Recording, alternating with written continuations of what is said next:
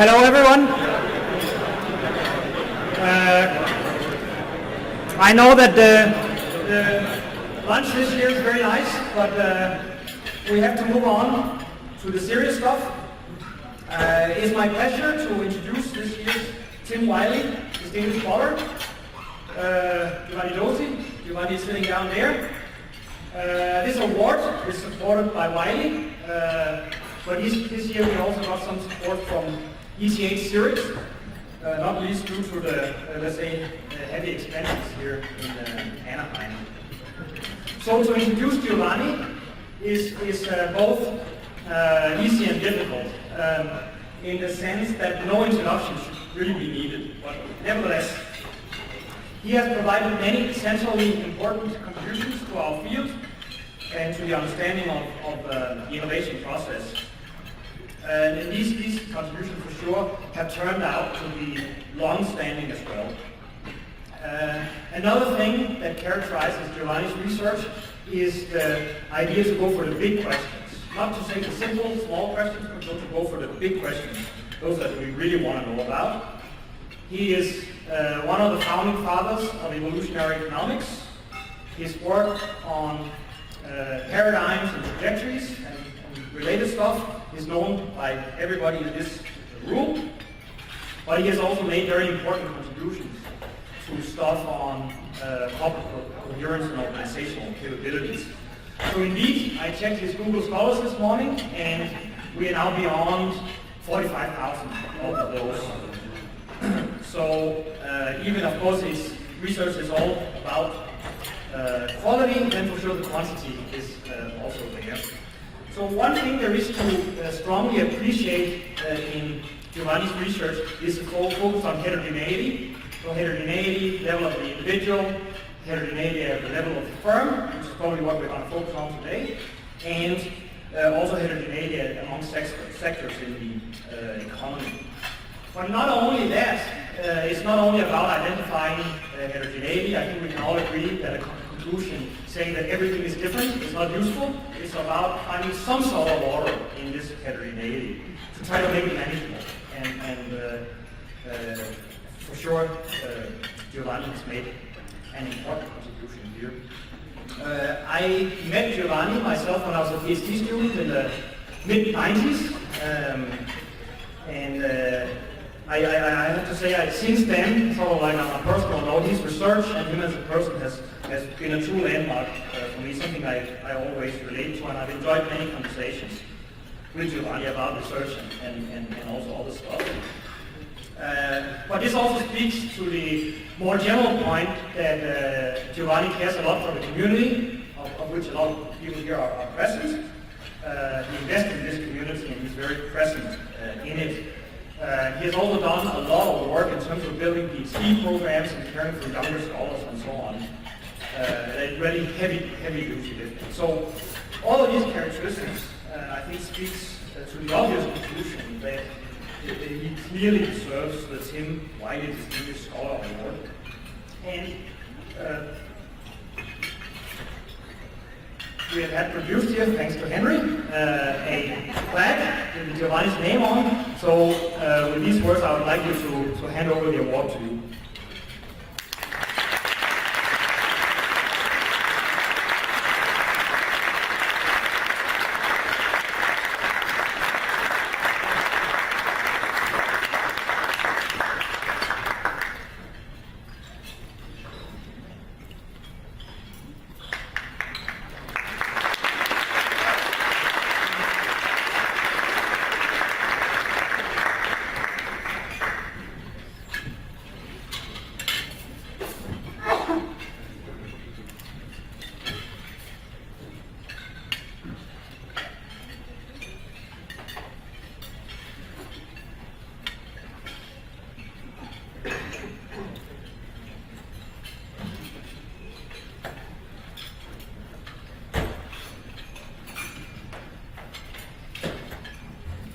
Well, thank you.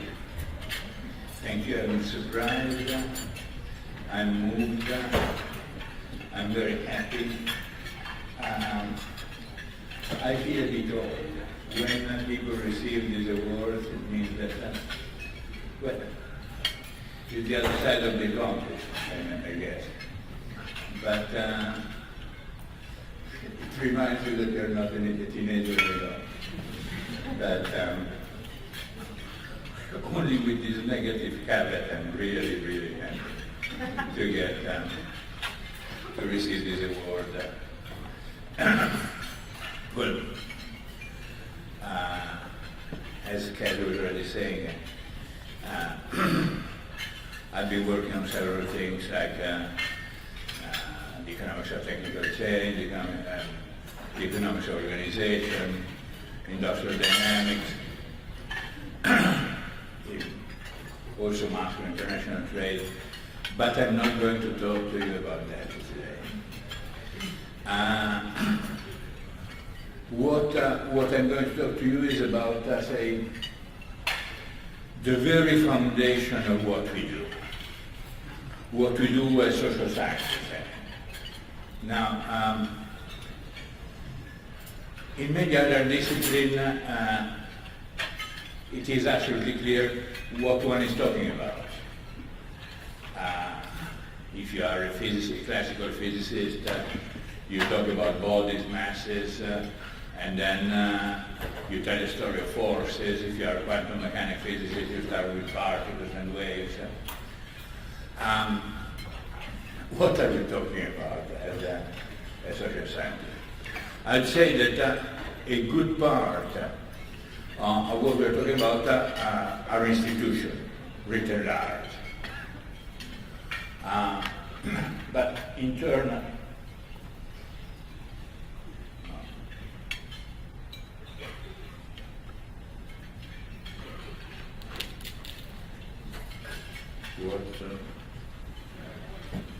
yes. Yeah. That and that. Yeah. What do I mean by institution? Let me give a relatively expansive definition that comes historically, one from sociology, the other from political science. First, institutions are a set of norms on what to do and what not to do.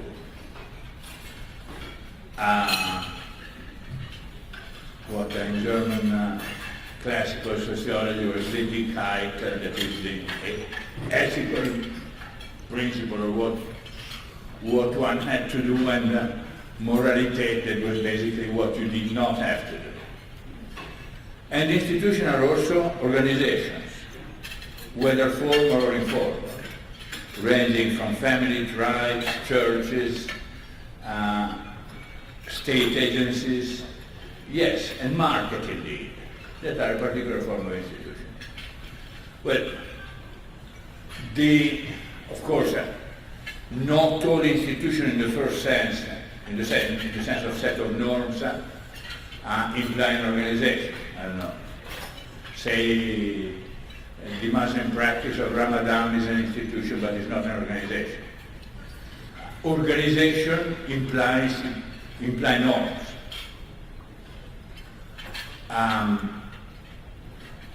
I'm going to talk about both. And I will ask, where do they come from? I think there is here a major divide in the history of all social thought that essentially has to do with the primitives, the story once upon a time. All social disciplines or social paradigms start with a story once upon a time. Well, there are two once upon a time. There is one, call it rationalist, that is dominant in economics, but is creeping through management also, under disguise. And in the rational story, the once upon a time is well, there were lonely people living in the forest, well formed in terms of rationality, preferences, and then they meet in a clearing, in the middle of the forest, and they decide to exchange in sort of general equilibrium exchange, or if they have some collective problem to solve, then they do some metagame theoretical whatever to decide the rules of the game. And here we have institution. Institution as rules of the game of otherwise perfectly rational individuals that were born with inbred rationality and well-formed preferences and maximization. Is a primitive story, is an extreme, of course it's a caricature. Even though, if you talk to some game theorist, it's not so much of a caricature. I mean, I knew even Nobel Prize winner that were telling you, well, it's not so much of a character. Of course it's a character, and I think it's the wrong character. The other Once Upon a Time story is, well, once upon a time there were institutions, family, tribes, clan, which sometimes evolved and created other institutions, a bigger institution like church, state, schools, that were and are shaping the very identity of individuals. So, in the first story, you have got as primitive the individual, their rationality and their preferences. In the second story, you have got institutions that are the primitive, and the derivative entity are the very identity of individuals, their preferences, what they want. To my student is years and decades that I tell the same story. There is Celia here in that she still remembers it. To vividly have people vividly remember the endogeneity of preferences. I keep repeating the song of the 60s, if you cannot be with the one you love, love the one you are with. Which is exactly the upside down of the rational story.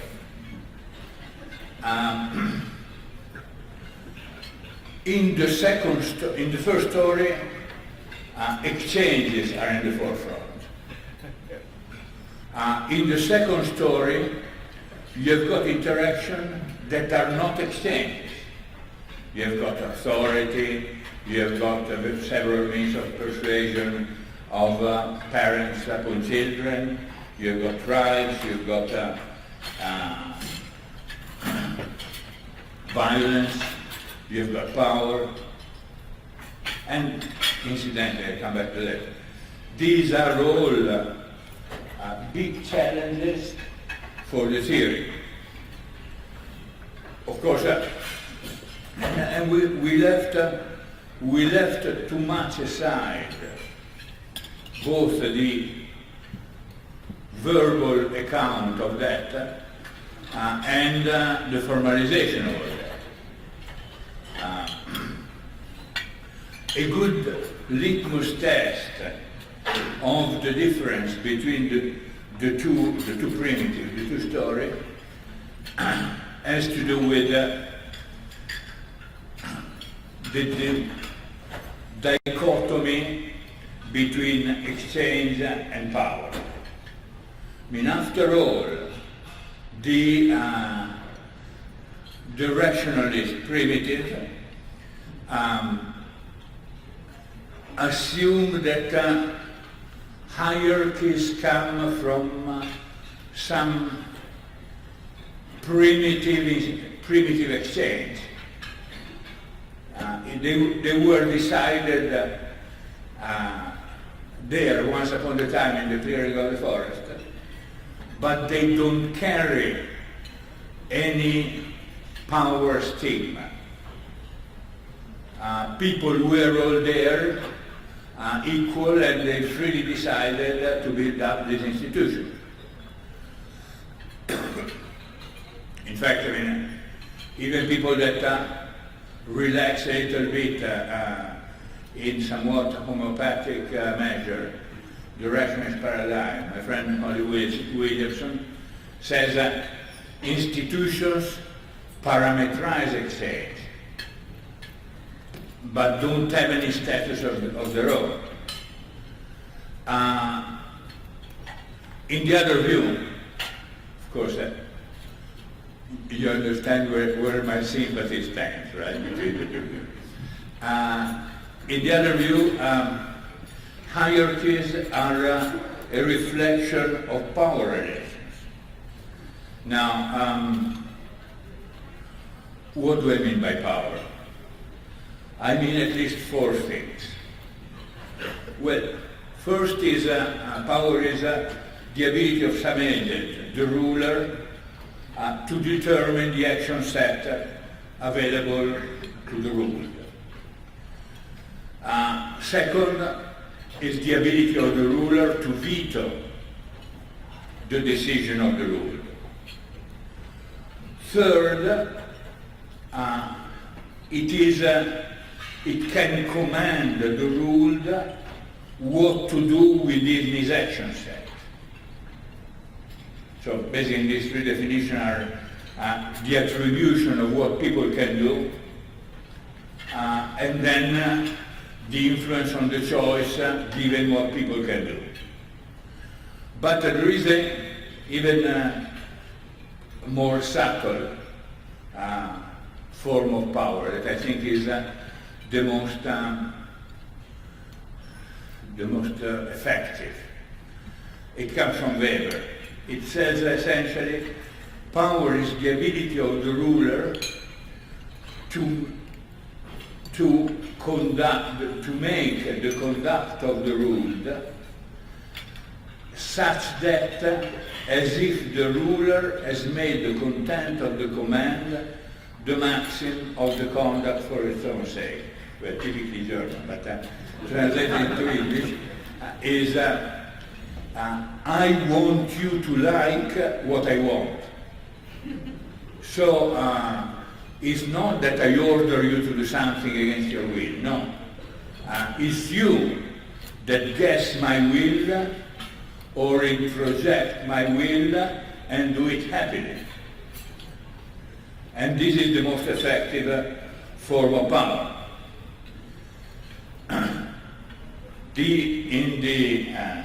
In the second tale, of course, power is constitutive of hierarchies. Another fundamental divide relates to motivation. In the rationalist story, you have got a separation between the cognitive and motivational dimension of choice. You have got to know what you want, and then you have got to know what is the state of the world, as typically economists say max, given the constraint. In the institutionalist tale, the story is more the one that we were saying before. If you cannot be with the one you love the one you're with. So the emotional content, the preference, and the cognition interact with each other. You drop the independence.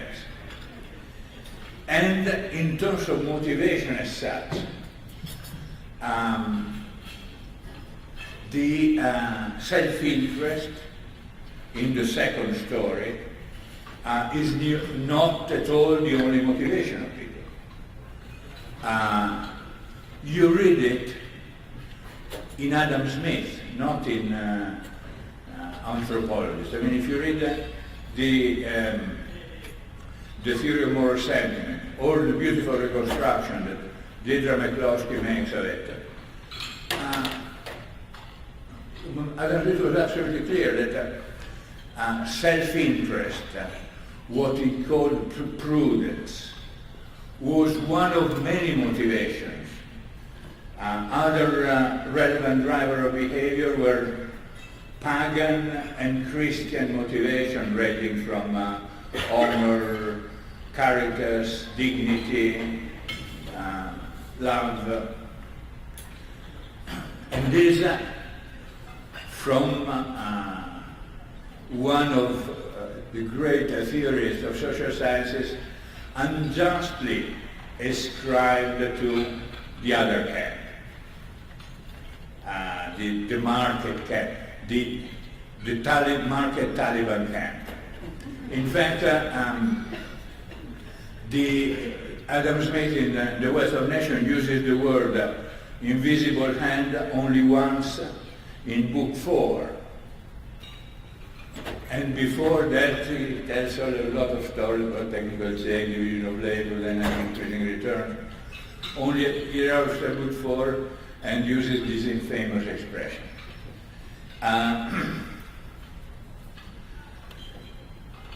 So, nature of Ike again.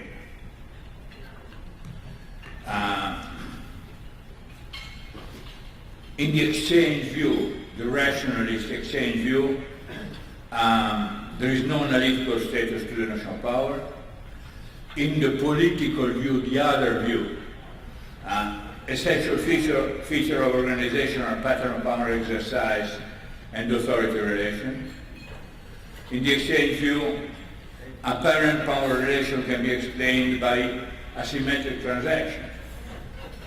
Even note, some of you might have read Sam Bowles and Ginty's in their sort of attempt to compromise classical economics with Marxism. And essentially they say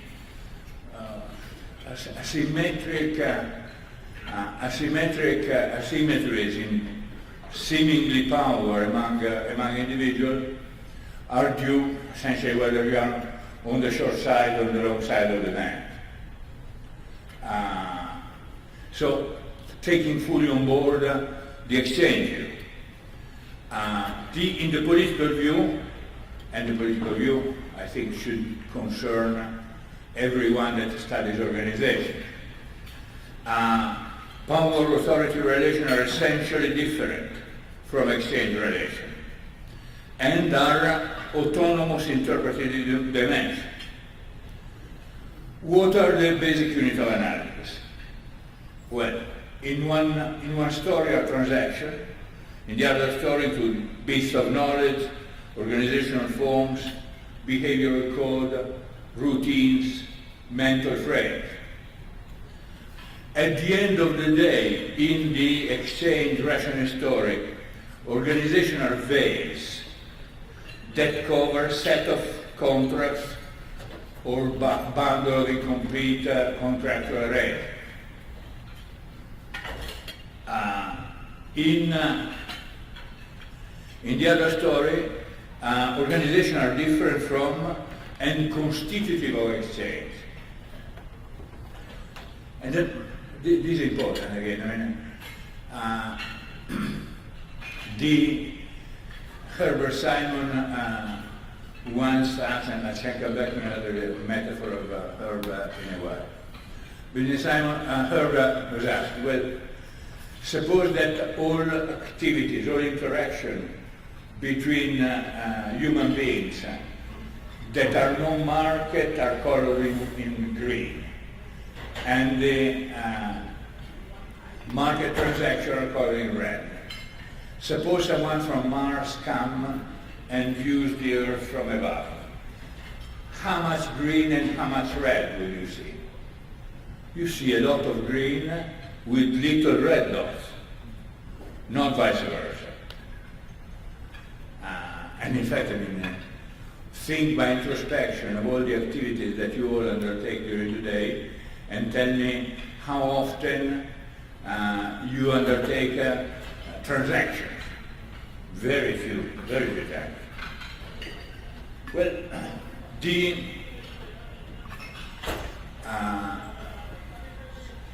given this sort of archetypes,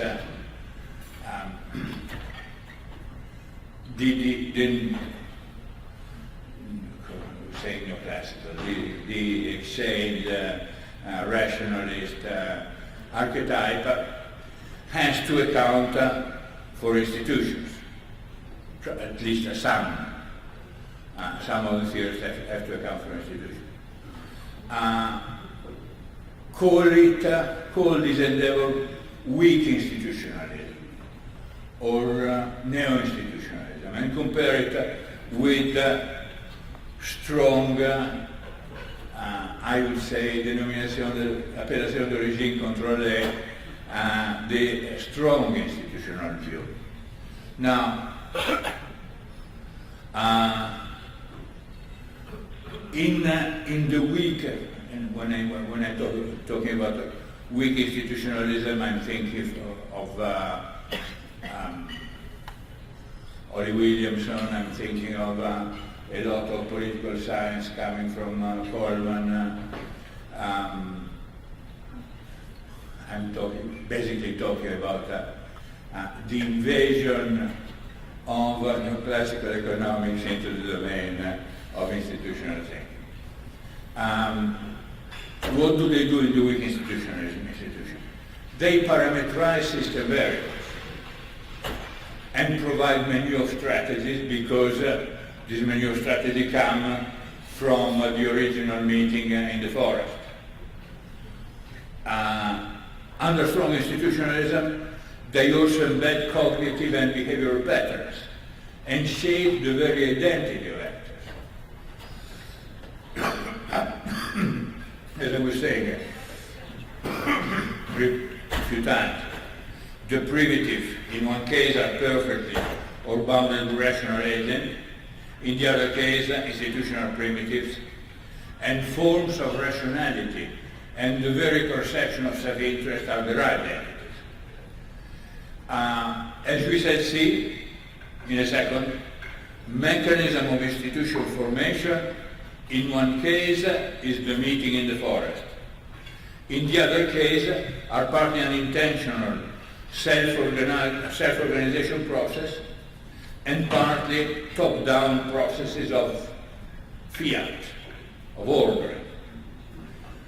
In one case, and we shall see it in a second, institutions perform a useful and efficient coordination and governance function that often can be rationalized as equilibrium in some game. In the other case, institutions are carrier of history, with all the possible inefficiency associated to that.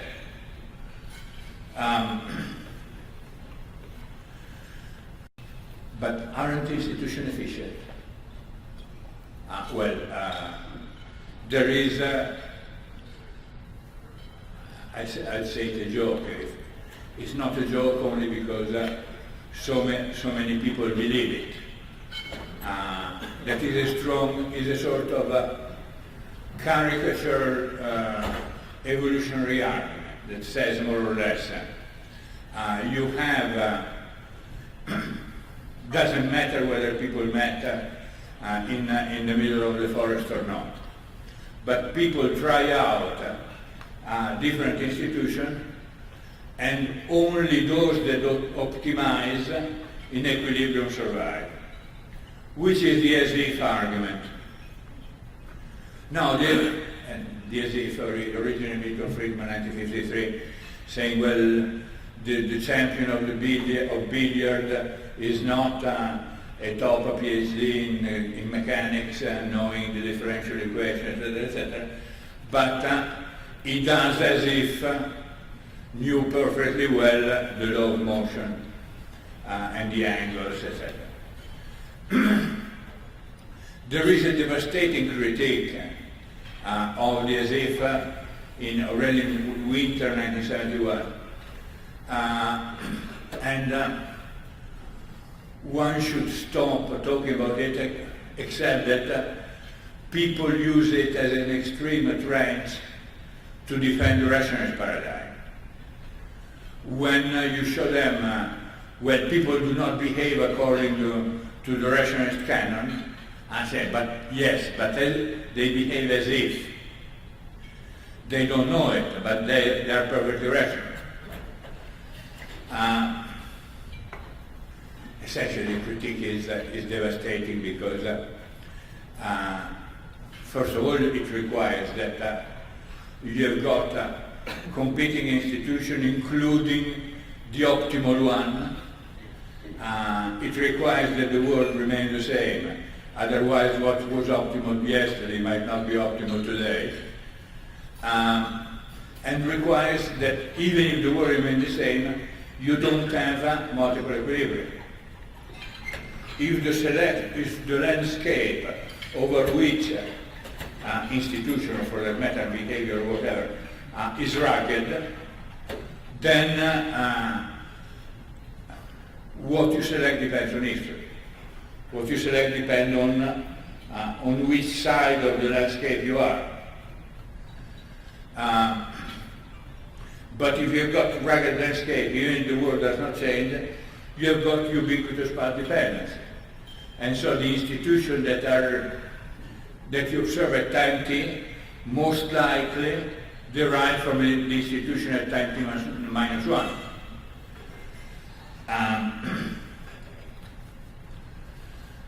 And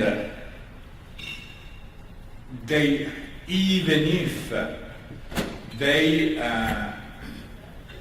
were efficient at time t minus 1, they might not be efficient at time t with the world that has changed.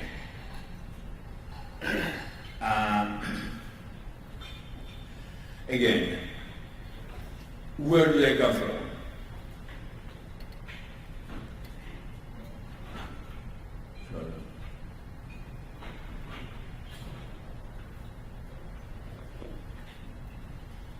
Yes.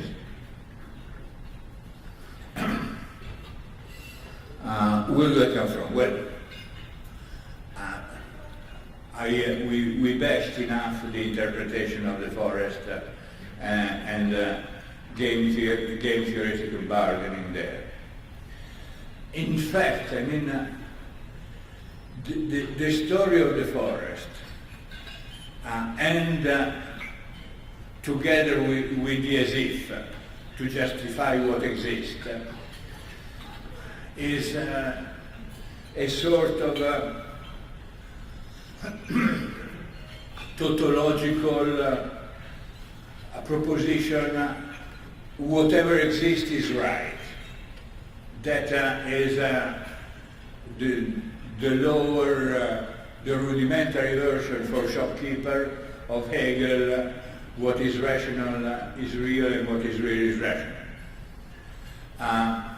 Which, if you think about it, is a sort of hand-waving theorem. It's not actually a theorem, nobody has proved it and nobody will ever prove it, but saying, well, it's a sort of hand-wave theorem on non-arbitrage.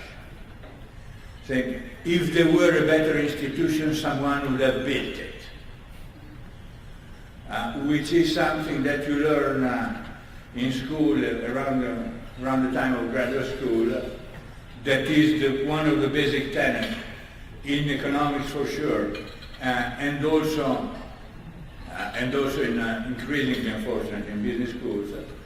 That says, well, if you are clever, you have got to show that what you observe is rational, given the structure of incentives and the constraints.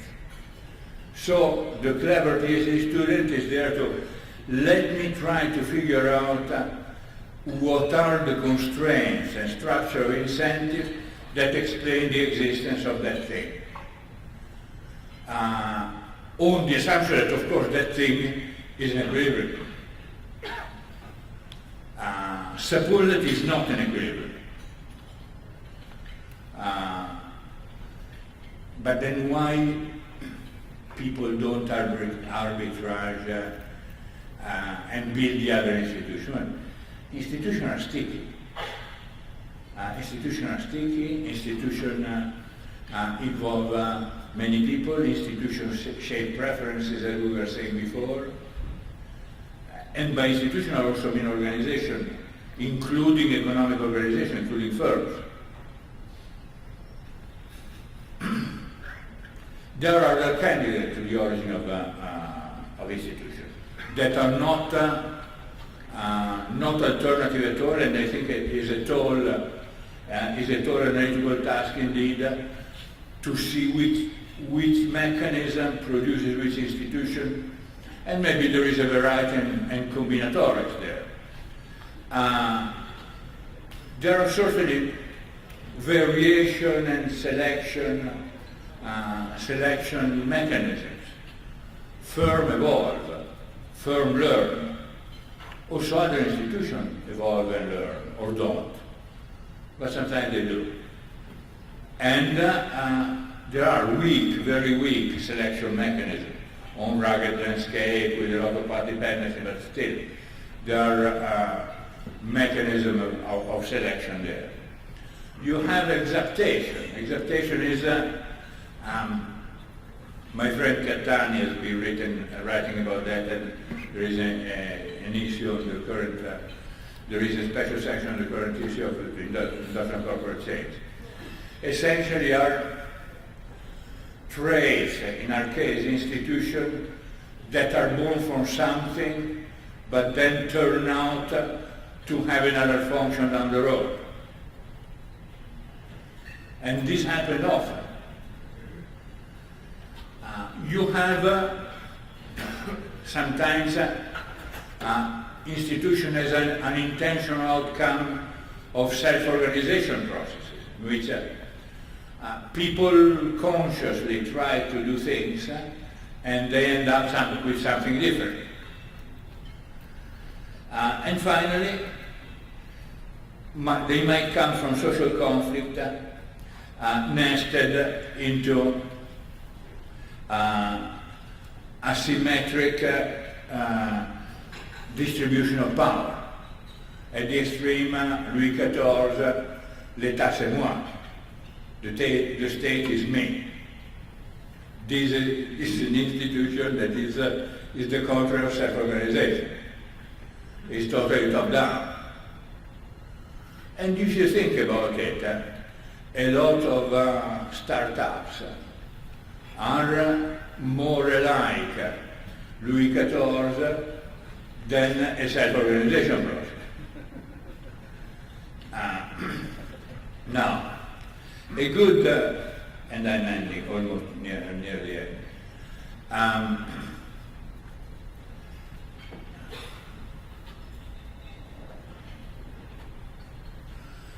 A good case to the point that also is near your interest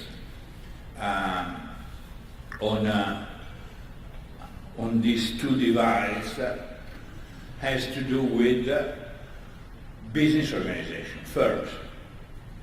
Now, what is the balance between an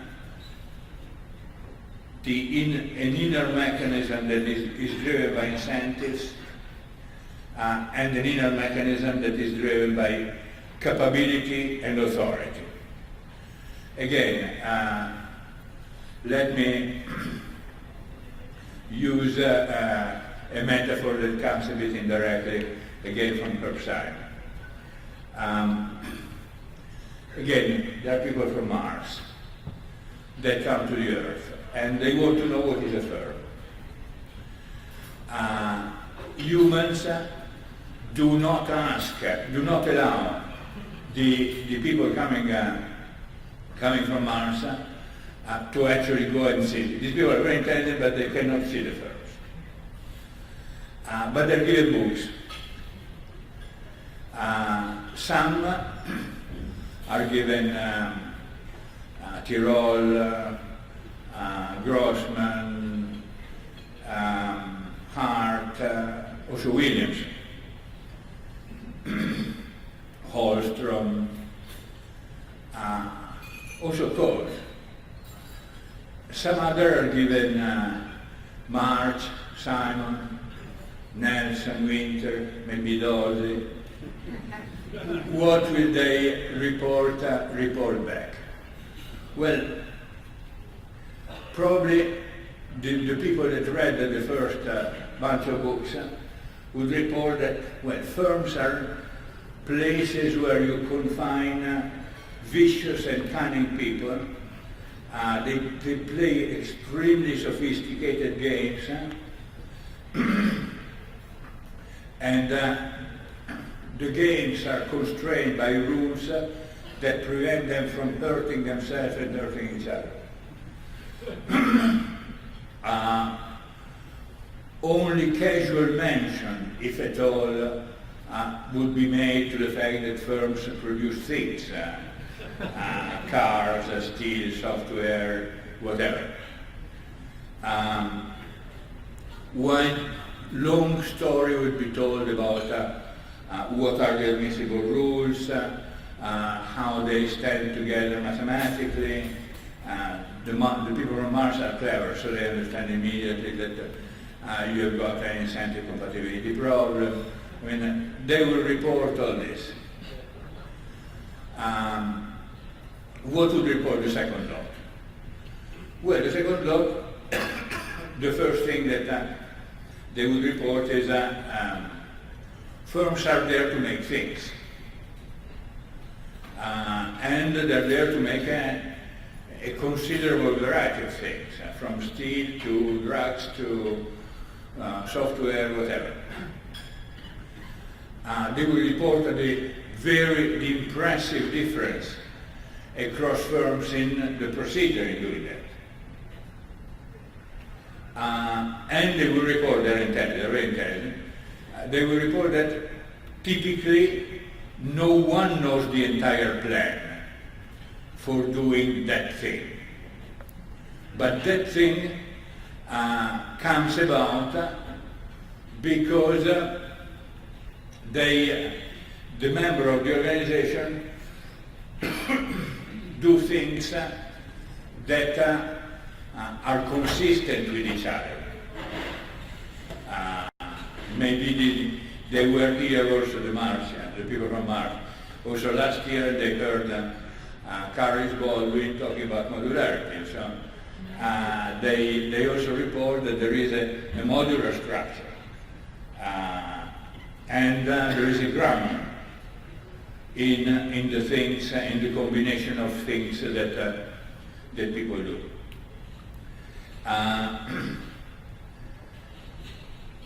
In a way, they would report that in the second story, people are relatively docile, and they do what they're told in general, especially now that you don't have any longer trade unions, etc.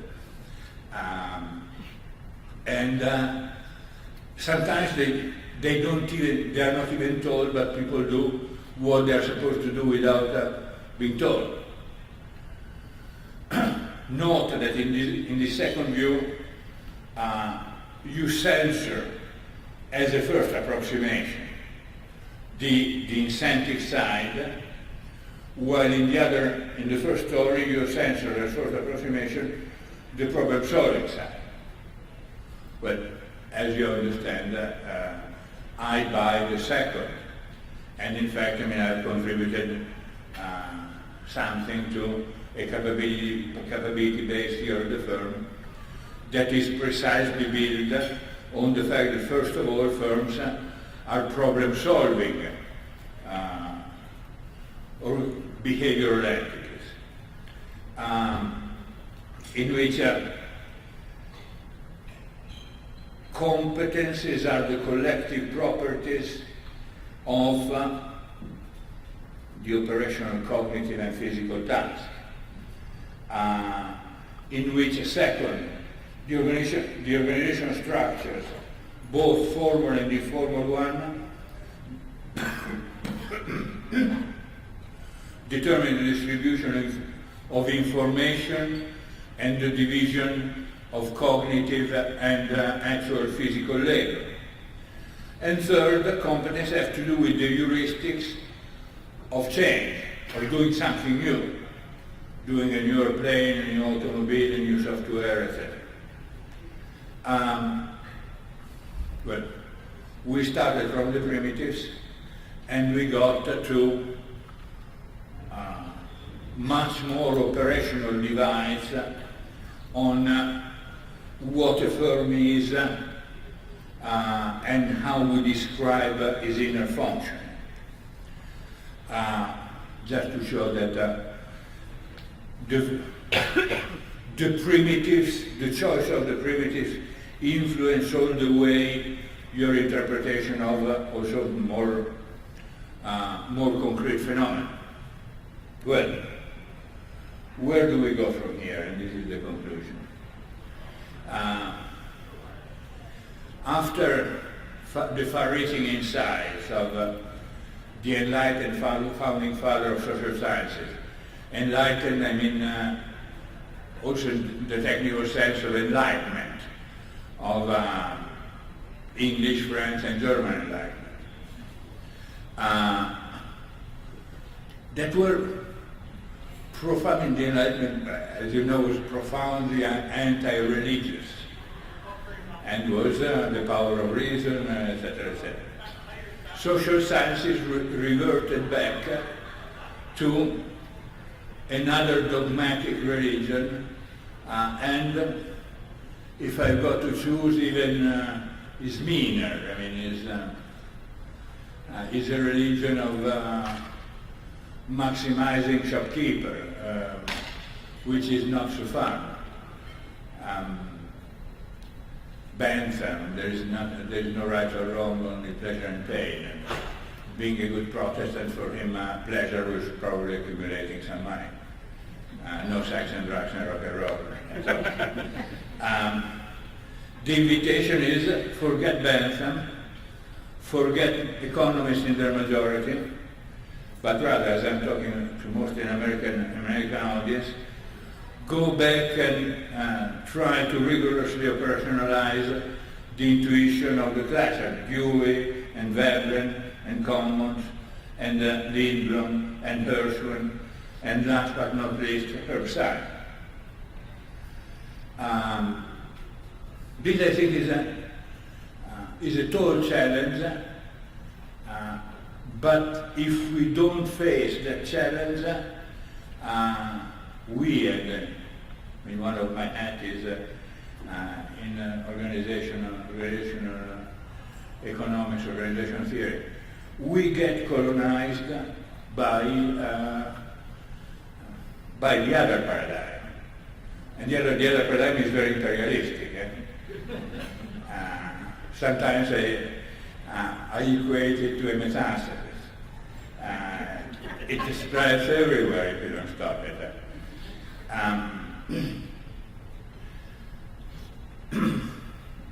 I think to take home three major challenges as domain upon which to focus. Well, first is, I call it a bit cryptic, combinatorics, complementarity structures. Is well in tune with the analysis of organization, even if my emphasis is a bit more on organization than on formal organization rather than self-organization, but is well in tune with Carles last year. Organizations are made of coherent chunks of routines, components, artifacts, and reconstructing their structure and their evolution is, I think, a fundamental challenge. The second challenge is the institutional and more specifically organizational embeddedness of techno-economic change. I mean, there is nowadays the inclination of considering a lot of innovation and technical change a bit up in the air, and the open here, open there, Everything is fluid. Well, a lot of innovation still occurs within organization that communicate. I mean, organizations are not autistic. They communicate with other organizations, they draw, they give, but their organization is not a sort of primordial growth in which everything happens everywhere. Finally, coevolution. Coevolution has got to be taken seriously. And coevolution means, for example, the coevolution of organizations and technologies. These are the three out of many, but just to focus the attention. When I say challenges, I mean there are challenges both to tell historical narratives and also formal challenges. I mean, we need to have a formal apparatus that is totally different from the standard one, but matches it in rigor. We don't want to be those that equate complexity with confusion. And in fact, one would try to reduce complexity, not eliminate it, because, I mean, as Einstein was saying, a theory has got to be as simple as possible, not simpler. So the simplicity or the complexity has got to be adequate to the program intent. Still, there is also a formal challenge. There are twin challenges that are, say, historical, interpretative, and formal, and they have to go hand in hand, and I think are well in the spirit of the second story of Once Upon a Time. Thank you.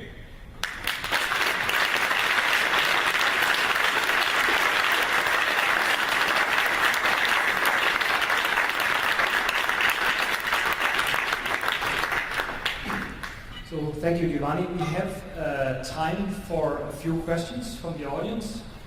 So if you would indicate, I would. Well, I can also start with a question. So you told a story of a strong institutionalist view and emphasized things such as capabilities and path dependence and so on. But and somehow downplayed exchange. We don't do it so often. As some people would suggest, it might not be the most important thing at least.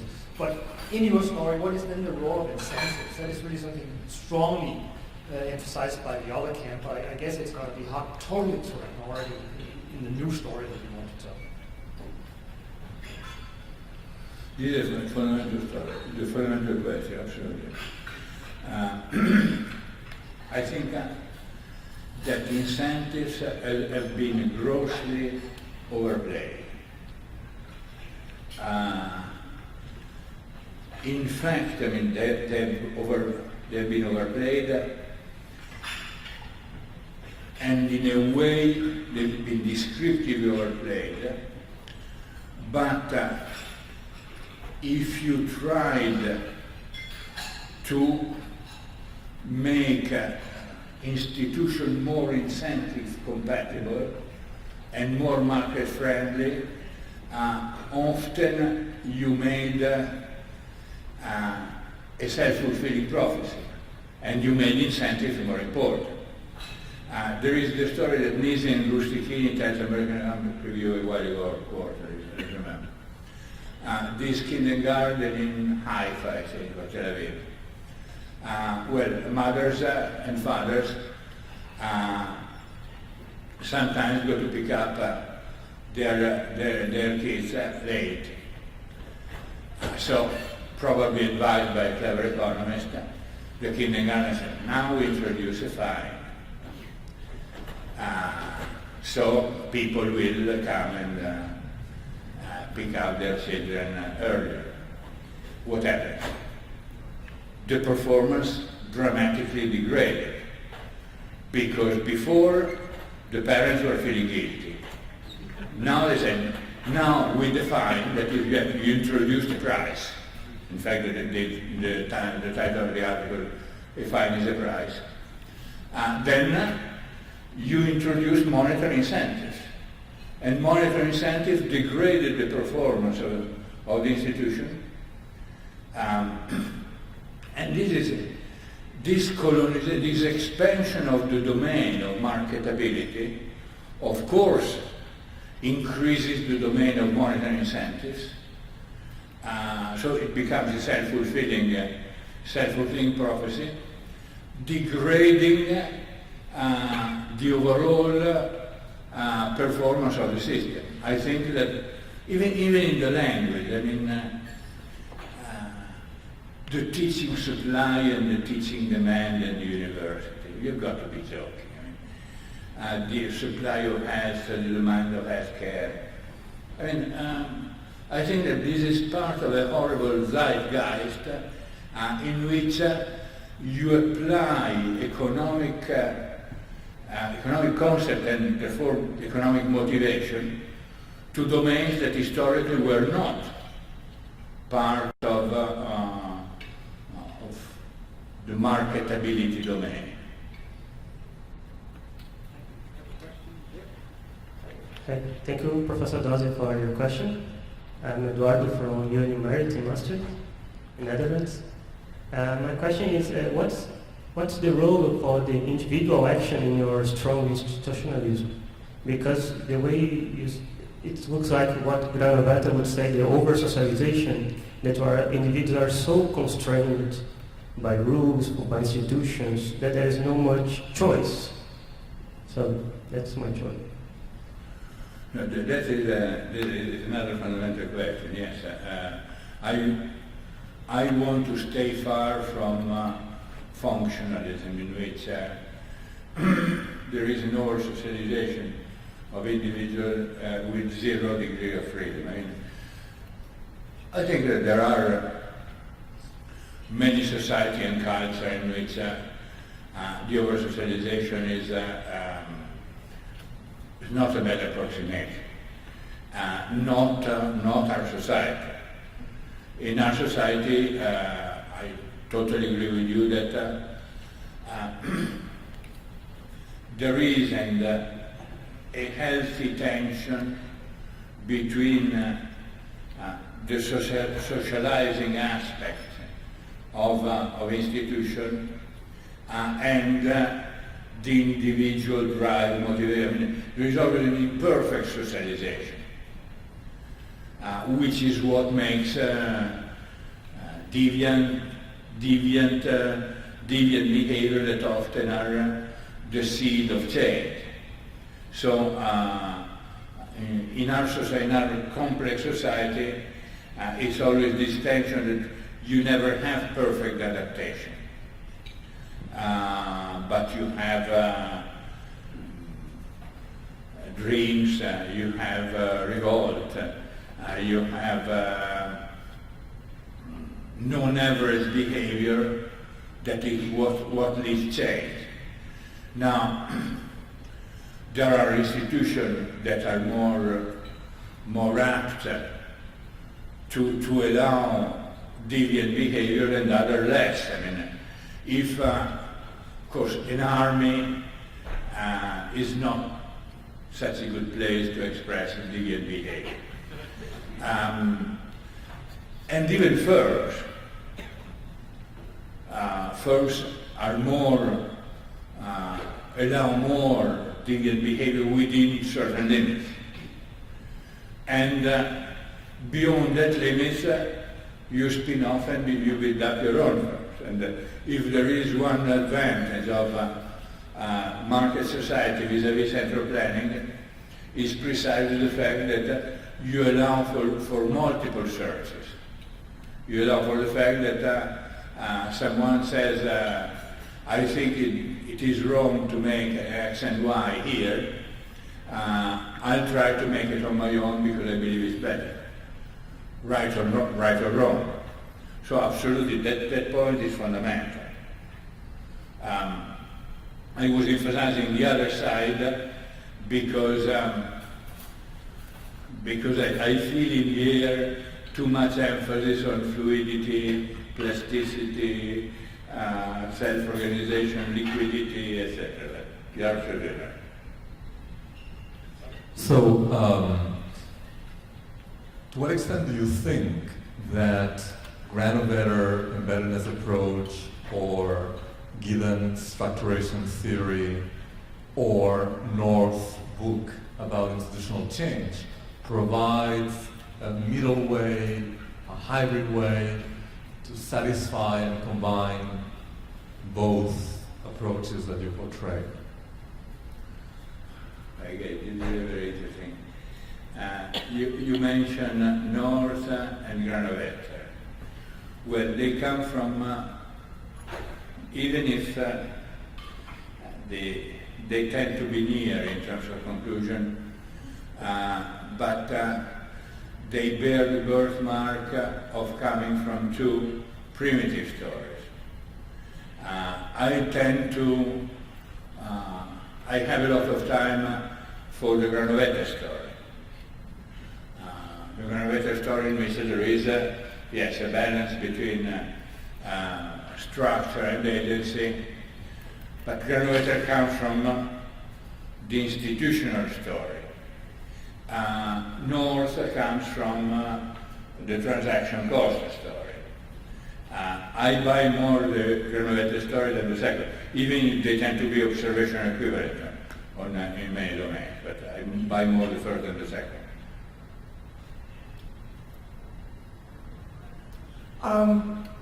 I organized this year the Technology and Innovation Program for the conference, and I can assure you that there were many more papers on capabilities than on incentives, so we haven't been colonized yet. But on a more kind of practical question, so if a PhD student is getting started studying innovation and organizations, how would you advise them to get a handle on, let's say, institutions and capabilities or co-evolution of those kinds of things in the current context or in the current institutional arrangement that we have in academia, particularly, I guess, in Western Europe and the States, where you have to publish in the top management journals to get a job. So where would you kind of advise people to start looking at, let's say, empirical phenomena and make some progress? No, I admit that it is dramatic because that you have an incentive to conform that is absolutely dramatic. I mean, Chandler would not have got a tenure track position in a third-rate university nowadays, and this is dramatic. I mean. Well, you're powerful enough also to revert that trend. We are all editors of journals, and I think on that side, on the marketing side, we should publish things that, for example, outside of the minimal requirement is that the outside of the format, hypothesis 1, the water is wet. Hypothesis 1A, the water is dry. Test, the water is actually, and the p-value is perfect, the water is wet, etc., etc. I would try to avoid that style. Then, in the substance, I would revalue a lot clever, in-depth case studies. After all, Chandler, right or wrong, built an entire vision of the enterprise on one observation and a half. DuPont and Ford, more or less. In fact, you remember Jim March in March et al., I don't remember the other, that fantastic paper, making inferences from one observation or less. I did a fantastic paper. I would educate you. I mean, it's very difficult to tell intelligent stories starting from few observations. I mean, Chris Freeman built the entire field of the economics of innovation around very few case studies that he made in the early 60s. I mean, we have got to teach people to make a thought experiment, to understanding that what changed what and vice versa. I mean, which is, it's another long story, but there is this obsession for causality. Maybe in an evolutionary world, one might not, should not have this obsession, because co-evolving things, we don't, to my knowledge, I'm not a recommendation, but just a rudimentary user, but we don't have basically the techniques to handle co-evolutionary phenomena. So we better not do. Rather than, I mean, I'm so tired when I go to a seminar and there is the young kid always after the fourth sentence who says, indoginate. and the one is prepared with, instrumentize this with this and that and that. I mean, I cannot take it anymore.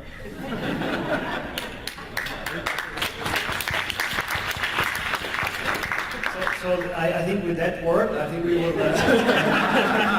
will, again congratulate Giovanni for the award. So thanks a lot, and thanks to the audience as well.